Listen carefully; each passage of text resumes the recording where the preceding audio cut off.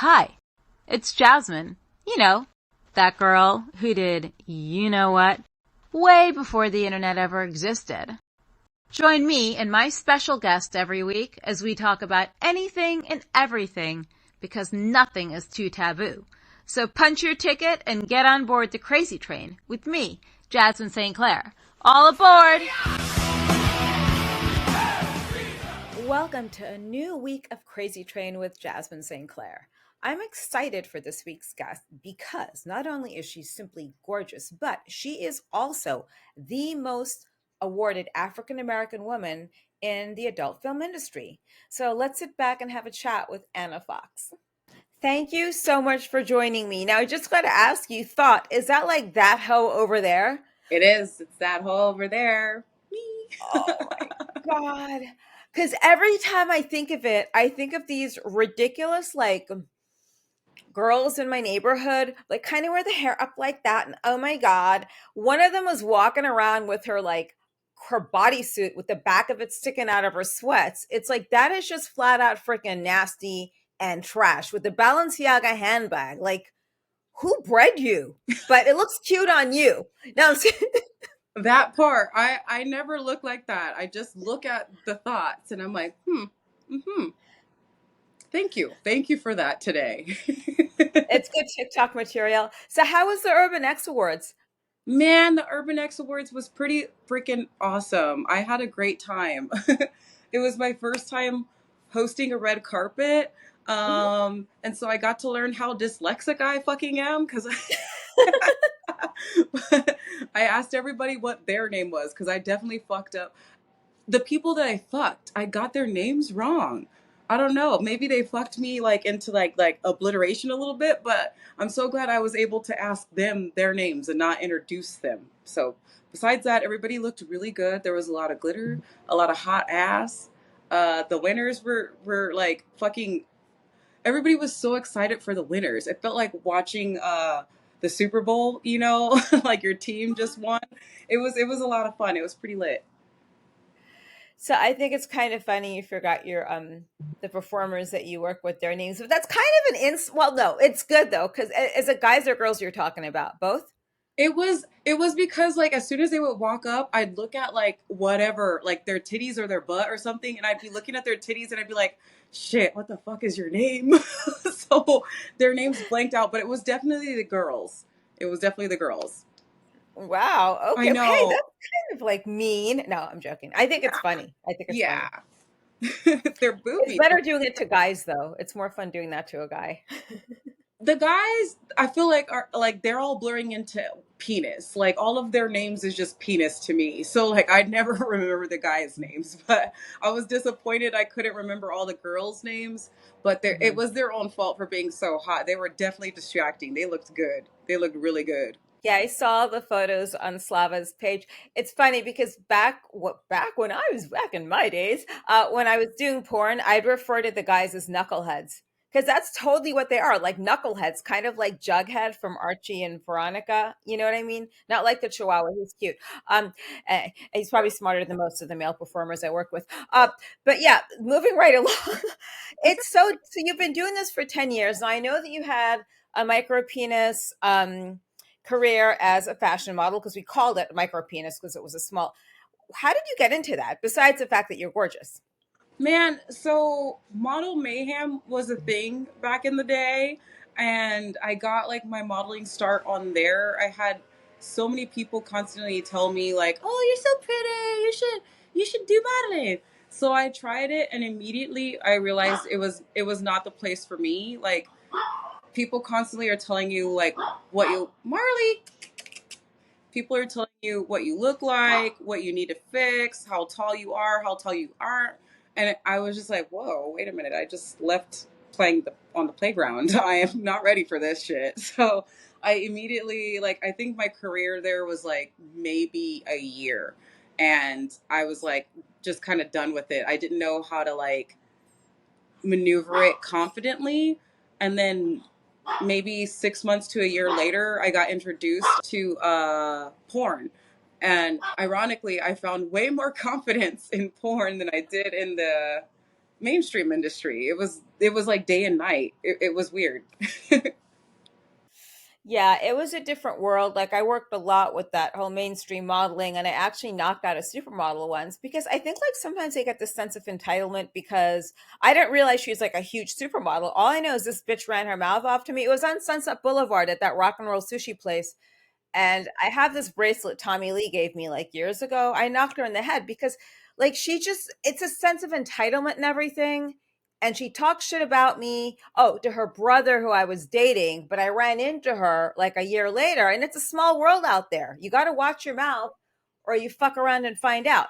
But anyway, I could get it because they're very bitchy and they're very like judgmental of people that are not that have implants, that have sexuality and exude it. You know, this girl had the body of like a 12-year-old boy. I don't know how people fuck that, but you're better off this way. So who introduced you to the adult film world? So my cousin was a club promoter, and this particular club would host porn parties on like Thursdays or whatever.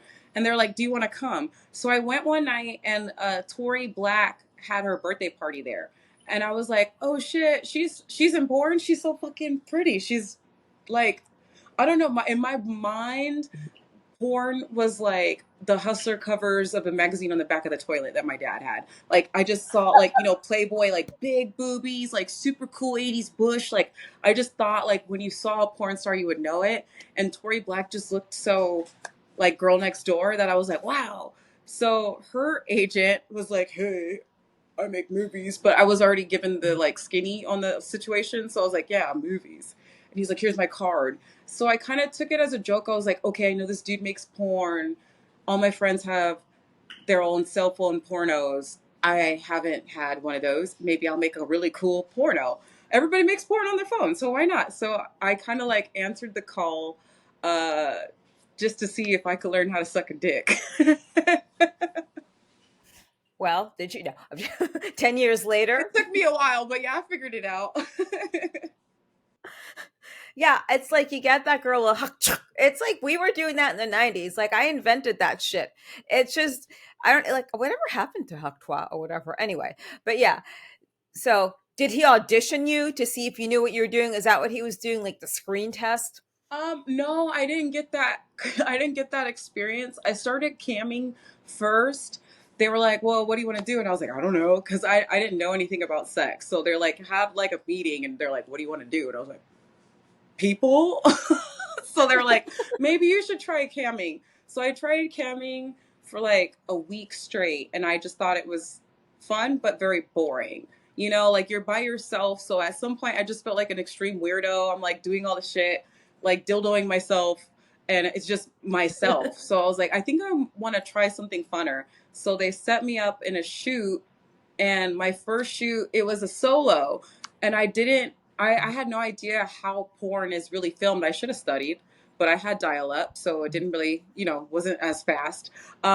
This girl went before me because they shoot, multiple girls in a day. They shoot multiple scenes in a day. Oh. So you can hear the scene going on before you. And it was just a solo. The girl before me was so fucking professional, and it was like 15 minutes long. I was like, oh shit, I masturbate in 2 minutes. Like, what the fuck am I going to do for 15 minutes? Like, so my first shoot, it was crazy. I had no idea. And then in my mind, I masturbate like laying down or humping something, and the girl's like, doing all of this shit. And I was like, Huh.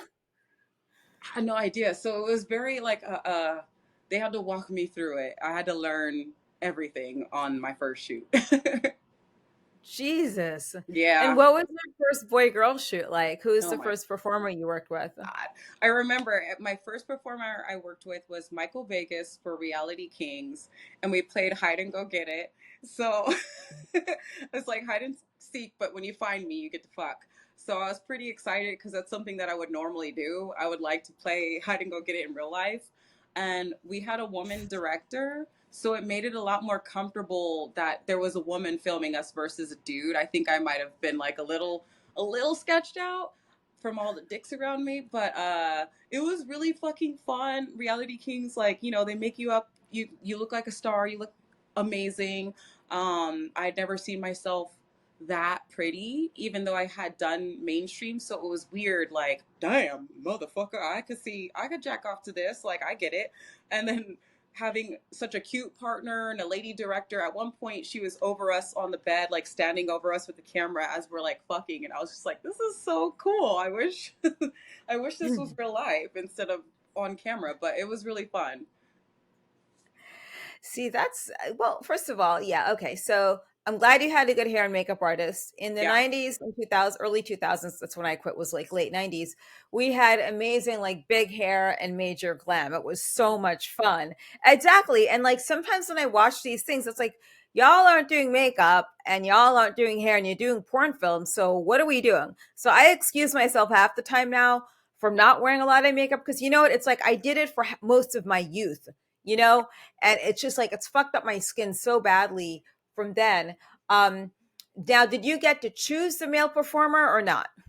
I that in that scene I didn't, because I honestly, if I got to choose, I would have had no idea who to choose. So I was happy. I was like, I don't know. I don't know how to suck dick. I don't know how to eat pussy. I don't know who's fucking, who's not. So yeah, you guys pick me somebody. And Michael is, I still work with Michael to this day. So yeah, they did a good job. I've fucked Michael every which way, same. So we've been in each other's orifices and all that jazz. So it's been a good time. I like the hide and go fuck. I wish people would play that more often, you know, just That's try what to I'm find saying. me. It's a good game. Yeah, but hopefully they don't find you, you know, because like seriously, I think I've had like enough sex for all of us here for this lifetime and next lifetime, so I'm good. Now are you still the president of APAC? I am still the president of APAC. Yes. Tell us about that, please, Miss President. The Adult Performer Advocacy Committee is here to help performers navigate themselves in their careers. And if they have any comments and concerns of where to go, if they have any problems, we just push them and show them the tools. It's lately been a struggle because of content creators are so independent that they don't have to answer to anyone. So it's really hard to get the information out. It's like leading a horse to water, but you can't make it drink, you know? Um, so I feel like individually, the people on that committee also do a really good job outreach and making sure that their pages reflect the APAC like mission. Like we're all big brothers and big sisters in porn to help you. So it's really awesome to be able to help people in porn because it could be hard navigating. You God, could you're step so under much their nicer than I am. Seriously. I'd be like, bus. just do it yourself, please. You Um, know. no. But no, it's a different, I get it. It's a very different structure now. Before we had something called Protect and Adult Welfare, Sharon Mitchell ran that. And boy, did I go head to head with her many times. And I never showed up to the meetings because I didn't have to. I was under contract. What do you fucking want with me? Um, I know it's a different degree of sassiness back then. So, the latest film I heard that you're in is a parody of the classic film The Warrior. And who was it? Bree Mills that directed it. Yes, Bree Mills directed it for Adult Time / Girls Way for their 10-year anniversary. Woo! I think, yes. 10 years. Woo! There's a lot of What was anniversaries that like? going on. Honestly, it was really fun because my favorite form of sex lately has been orgies or just, multi people things. I like swimming around. So we had 10 girls, and I think that's the most people that I've been hired to fuck. So professionally on film, that was the biggest orgy that I've done.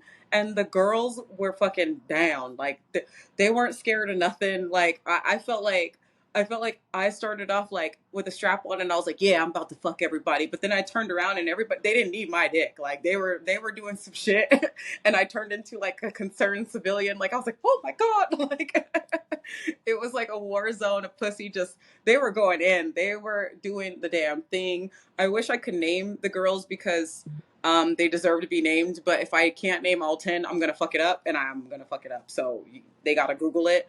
But the girls, ladies, it was a good scene. Bravo, bravo.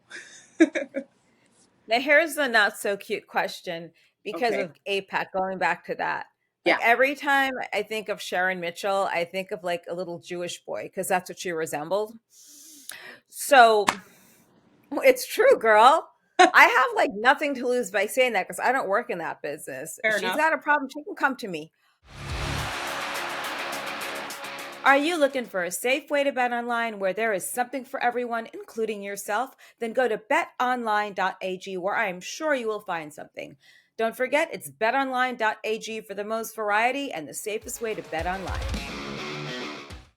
With APAC, I mean, like, how do you guys monitor testing? Because I've had other performers on, like Ruby Lynn, and it just seems like there's so many different things going on and so many new strains of chlamydia.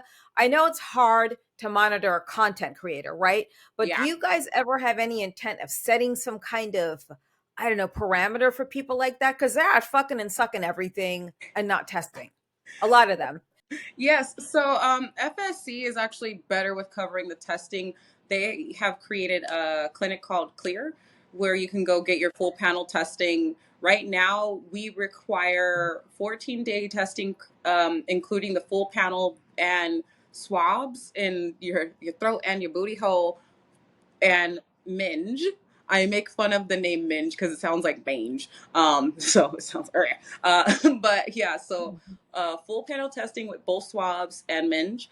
That's just what's required for mainstream. We can't make content creators follow our guidelines. We can put them out there for them and suggest and everything, but at the end of the day, they're independent. So it's between the two people working together what they require, and we just can we can make it the easiest possible way. Like you can now get testing kits sent to your house if you need to.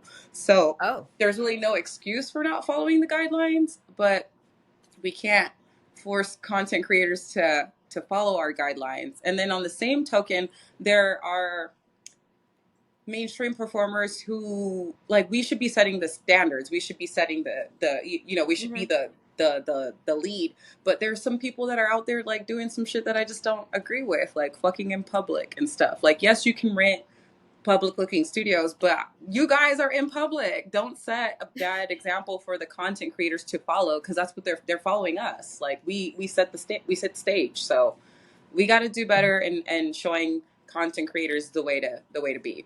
Well, would there be a way? Okay, so you're saying everyone gets tested on the mainstream set. If it's a content creator, so you request a test from the content creator coming from that world into your world, right?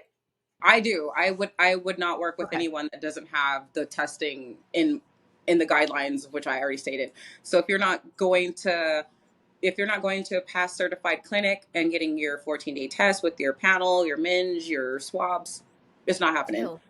I don't care. That- I don't care That's, how hot you are, how many members, how many followers you have.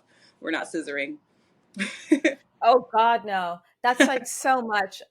I mean, I feel as though, like I said, I lived through like 4 AIDS scares, like 4 AIDS crisis. This is where my problem was with Sharon Mitchell. So I was doing a gangbang, and then she's like, "Oh, it just promotes such bad behavior," and the whole focus was Mark Wallace, and I never even worked with Mark Wallace ever. I never worked with Mark Wallace. So how am I in your fucking documentary, bitch? So, moving right along. Sorry.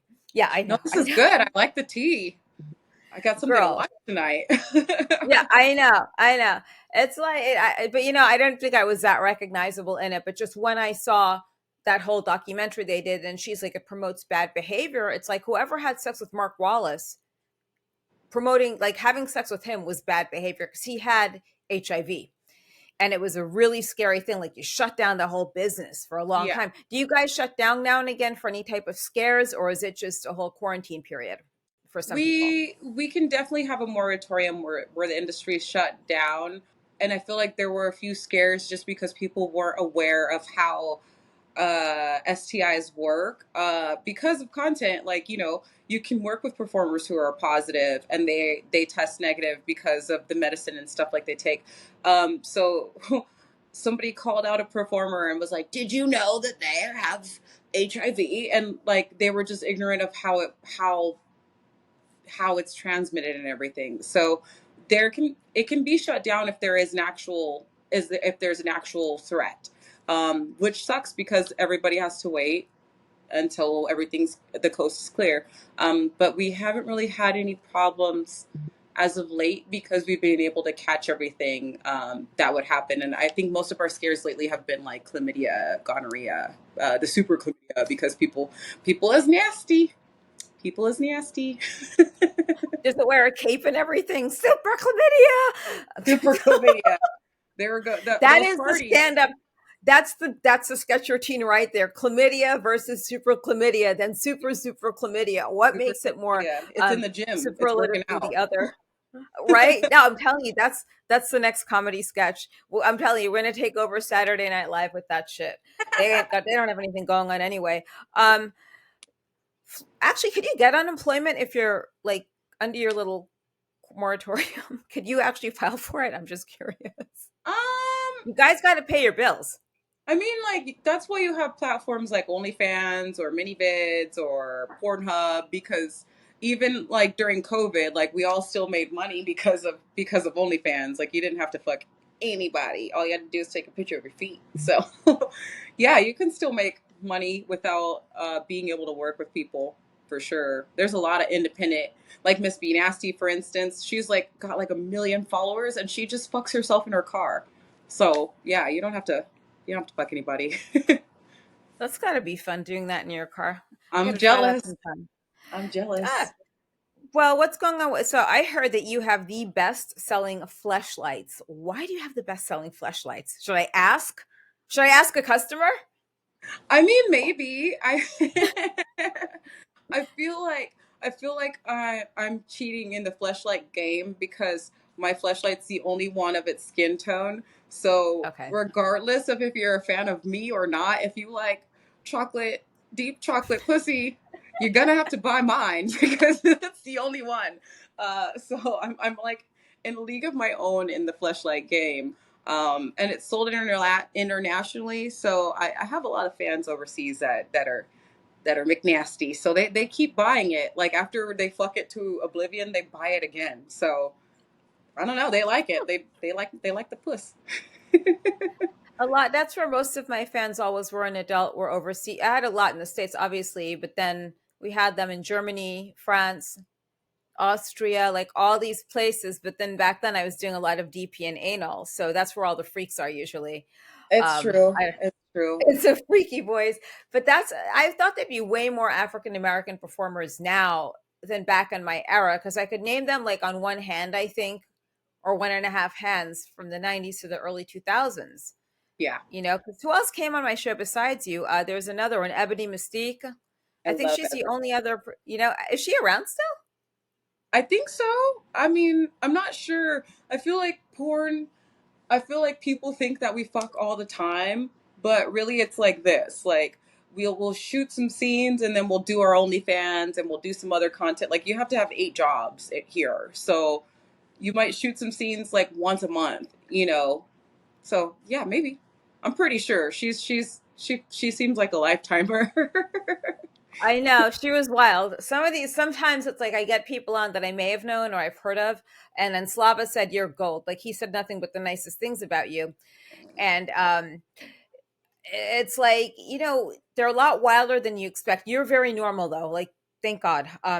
Yeah, I just came to learn how to give a BJ pretty much. So okay, so someone told me, a little birdie told me that you want to learn how to fly a plane. Why do you want to learn how to fly a plane? Like where are we um going? Where are we going to go? Let's go. I don't know. Planes are pretty cool. Like if I could acquire a skill, like during COVID, I tried to learn some languages and shit, and it didn't work. So I'm like, well, I could drive a car. I could probably fly a plane. Couldn't be that hard. I wouldn't fly too far though. Like my attention span would only. I'm only trying to go like 2-3 hours away. So I don't know, like Hawaii. Not trying to go too far, but like it would be cool to fly a little plane for my friends. Go have a little beach getaway, some wine in San Francisco. Napa Valley. Do some cute shit. That sounds like a lot of fun. It's pretty, definitely, up in Napa Valley. I've never flown a plane. I knew a pilot, though, a few pilots in my time. Anyway, so stand-up comedy and writing. Okay, so we just had our little comedic sketch before. Why stand-up comedy? I'm just curious. And I know Man. that if I saw your comedy show, it would blow that skank Stormy Daniels out of the water. Oh my God, poor Stormy. I don't know. I think porn is so funny. I think everything about it is funny. I mean, you queef, boom, funny. So I don't even think like it would take too much for me to be a comedian, because all I would have to do is talk about what I did from 8 p.m. till noon, and it would just like people would shit themselves a little bit. So if I wasn't doing porn, I'd like to imagine all the people I'm talking to butt naked and tell them some jokes. You could try it on your OnlyFans, right? I guess so. I guess I could try it on my OnlyFans and see if I could make them laugh. I'll do it naked so they tip me, but Well, there was a performer. She was actually a pro wrestler, and she started having her OnlyFans. She was reading Shakespeare. No, she was reading Harry Potter while wearing lingerie. So I think if you just do your stand-up comedy on your OnlyFans, scantily clad, because queefing is just something you don't hear about anymore. Nobody uses that word. it happens all the time. I don't know why people don't It's talk about it. It's like embarrassing. it's like a daily. It it's embarrassing because I feel like it's like a fart you can't control. Like you know it's coming. Like you feel when your pussy sucks the air in, and you're just like, bitch, why the fuck did you do that? Because how can you can't like silently let it out. It's gonna be like, wah, wah, wah. It's just embarrassing. Yeah. It's not polite. It's I not mean, demure. really, seriously. I wanted to try OnlyFans. Like I have the page. I have stuff up there, but I don't obviously I'm not shooting current content, but I put things up there, but I think I've cursed off too many people. I had more subscribers, but it's down to like 12 now. I guess like you have the right attitude for it. Me, I don't I can't. You have the patience. No, in the beginning, like for a whole year, I think I made like $20. Like it was not, it was not going well, and I forgot that like I was being too much of like my human self and not like my porno self. Like dudes would be like, "What's up? You want to see my dick?" I'd be like, "No, the fuck, I don't want to see your dick," because I don't. And I was like, "Oh man, like I forgot. I have to like." These are customers coming for a service. I have to cater. I'm the service, so I have to like I have to turn myself on when I'm engaging on OnlyFans and kind of like accept their fantasies as my own, which mildly disgusts me, but turns me on in a curious way as well. It's Yeah, weird. or you can go the dominatrix route. I'll cut your fucking dick off. What'd you say? I mean, there's that route too, but I don't know. I love the fans that love the dominatrix route because it's really fun. It like literally makes me hot being like fuck you, you mother bitch, bitch, you micro peanut, all of that stuff is like so much fun for me. So I like the guys that like to get humiliated. I think I'm gonna try that. I'll try like a dominatrix. Because someone told me to get on Do you have Sex Panther or do you have Night Flirt? No, I only have enough energy for one. I can't talk to this group of guys and that group of guys at the same time. I'm gonna sign up for the full Jasmine experience. Call me here. The second I pick up, what the fuck do you want? Huh? Tell me. Go. Ah, Yeah. see, it's so It's easy. hard. Some guys might say that. Yeah, it's so hard, baby. Yeah. So I got to ask you, when you first got into porn, like when you first did your first few scenes, is this what you decided you wanted to do for the next 10 years? And do you have any intent of ever, directing or creating your own brand, like your own porn brand or porn label, porn company? Um, when I first started porn, I definitely did not think I was gonna last very long. I had like an idea in my mind that you had to have big boobs and stuff to be successful in porn. So I just kind of wanted to learn what I could while they gave me some scenes before I was like kicked out of the club. But I was very like once I realized that like, oh no, you can stay here. You don't have to. You can be a sex worker and look like anything. Then I was like, oh shit. Well, I will remain because I truly do like sex. It like I'm so curious about it. Even now, even 10 years later, I'm still interested. I'm still wanting to learn things about it. Um, and I do plan on like producing for my own self. Currently, I create all my content for OnlyFans, so I feel like a producer, but I also produce for Playboy. So for now, my energy is split between like shooting, putting people's dicks in my butts, making happy birthday videos, and making other girls look like goddesses. So if I could clone myself, I would do a lot more fucking. I would do a lot more stuff. But I'm tired. I have nothing to prove. So this is what you got. Do you want to spice things up in the bedroom? Well, go to adamandeve.com where you can get something for yourself or that special someone. Adamandeve.com and put in the code Krazy Train, that's crazy with a K, and get 50% off of most items and a bunch of free goodies. Again, it's adamandeve.com and put in my code Krazy Train, it's crazy with a K, and enjoy up to 50% off of most items and, of course, some great freebies. I haven't watched Playboy videos in quite some time. We did quite of them back in like the 90s and 2000s. It's a different product, I feel now. What exactly are you shooting on there? Is it softcore or is it just those really beautiful vignettes? It's definitely softcore. I'm hired to specifically choose adult stars because that's what I do.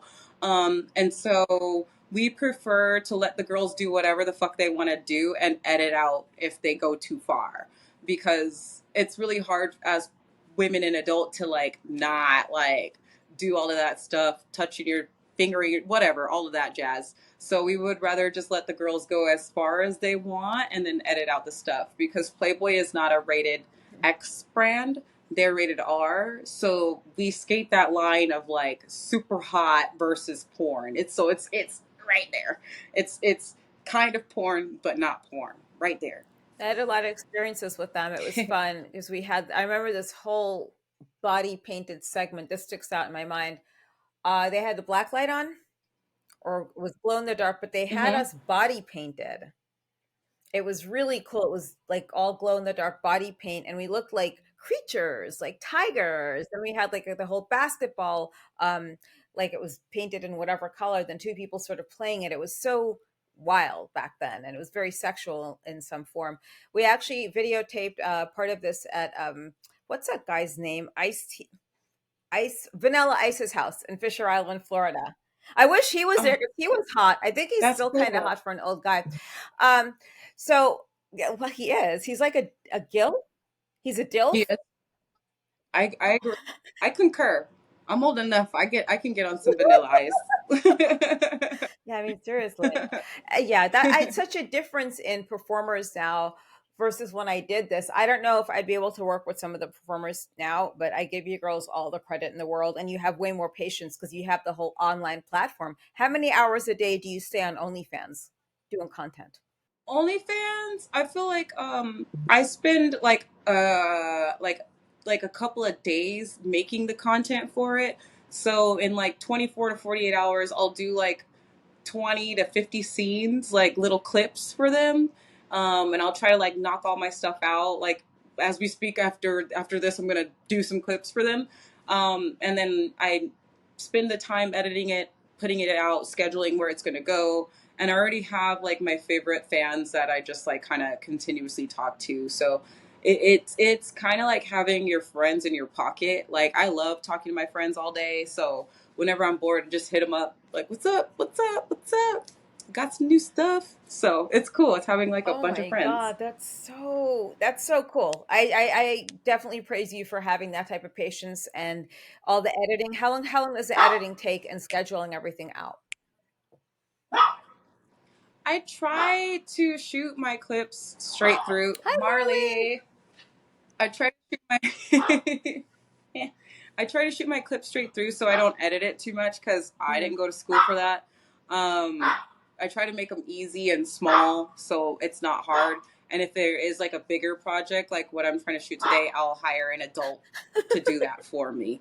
So I don't have to do that because I fucked up on editing my Instagram videos. So I'll have adults and proper people edit my longer videos. And when it comes out, it comes out. But I try to make sure that my fans have new stuff monthly for sure. Besides my like, hi, good morning. I try to make sure they see me get fucked Well, once a that's month. very generous of you to let them into your bedroom to do that. I know. I'm just so giving. So where do people find you if they wanted to go on all your OnlyFans and buy stuff, and if they just want to follow you and support you that way? Thank you, because people have been misspelling my name. They've been spelling it wrong lately. So if you're gonna follow me, please follow me at ANAFOXXX, and that's on Twitter and OnlyFans. And if you're on my Instagram, it's what did the fox with two X's say. I just made a TikTok and I hate it. So please don't follow me there. But if you do, it's Foxy Loxy. So yeah, if you just type in Ana Foxxx and you'll see my Okay, because I smut. saw the Twitter one. I thought it said it's fucking Ana Foxxx or it's Ana fucking Fox. Ana fucking Fox, yeah, but it's still just ANAFOXXX. Ana fucking Fox Just like pops up Joe Fox and you've because got I be mail. fucking. No, okay, different Fox. No, we will follow you and definitely like. Oh, and what's the weirdest request you've got as far as a video? You know what's a big one lately is fucking. I forget the name of it, but it's when they fuck behind the What? kneecap. Like this shit right here. Like people want this to get fucked. Even your dog agrees with me. They want, Okay. yeah, they do, they do. That's the weirdest thing right there. The behind the knee. Okay. I'd probably just like crush the Pretty weird. penis, just like, Yeah. okay, I'm telling you. That's how I feel. It does nothing for me. Like, do I hurt it? What do you want? Elaborate. Yeah. Anywho, so that's an interesting, a very interesting request. You know, please make sure to send her more custom requests. Create a different, more, a lot more different than that, definitely, and more interesting. And I look forward to reading your book when you decide to write it. Absolutely. And do you have any messages for your fans and people who are just getting to know you? Stay slutty and follow me because I'm gonna do some cool stuff coming up soon. I signed an NDA, so I can't talk about it, but you should see me. You should Okay, follow me. we will follow you for sure. And don't forget, don't be that thought over there because we watch you, we tape you, and we shame you.